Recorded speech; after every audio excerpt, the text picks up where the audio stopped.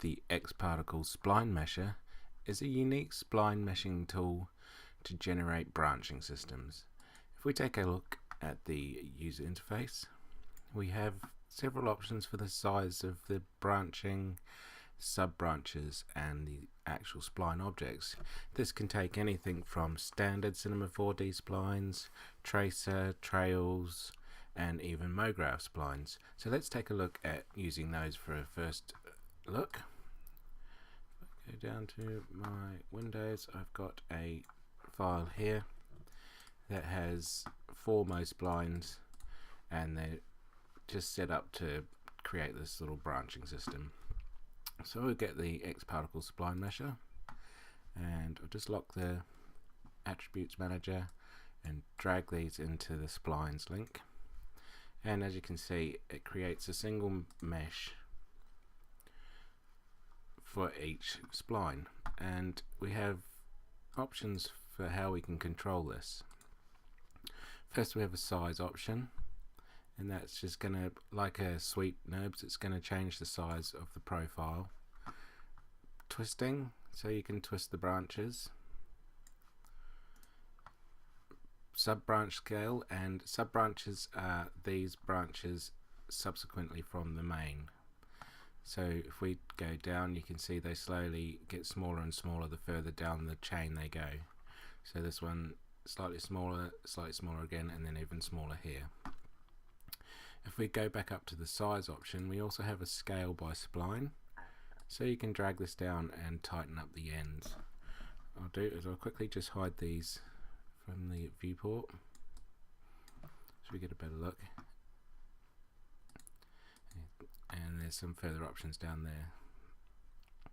You also have an offset for the branching, and that is going to generate the offset here. We have different types of joins.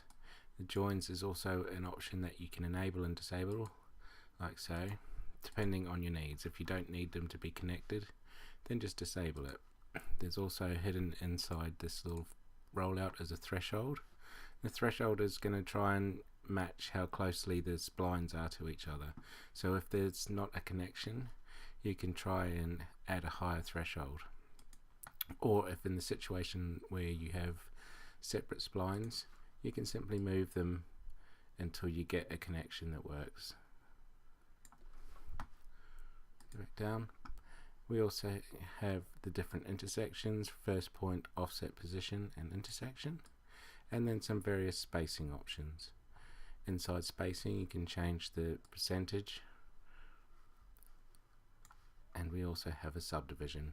The subdivision is going to subdivide the profile. So if we do this now, you can see it's subdividing, and you've got a really nice mesh. Now you can see here, this one's come out of its connection, so I'm going to just move it in until we get it back together. So you can see it's a quick and easy way to create a single mesh out of separate splines, and it's nice and clean, and it's a lot faster than trying to model this by hand. So the other usage for it is with the xParticles branching modifier, which I've got a scene here. So if I push play, you can see we're generating these trail objects with the branch system, and that creates this nice branch. So what we can do is get the SplineMesher, and all we need to add is the trail object, to drop that in there, and it's connecting everything up. So we can play around with the sizes again and the subdivisions and have it looking, you know, more organic than you would previously using sweep NURBS. With the sweep NURBS, you don't get any connections, and it's difficult to get this kind of effect. And you can see it's nice and quick. So we'll just go back up, go to the size, and drop this down, change the sub branch levels, and if I just turn off the wireframe, you can see we've got this really nice setup branch system. So that is the SplineMesher.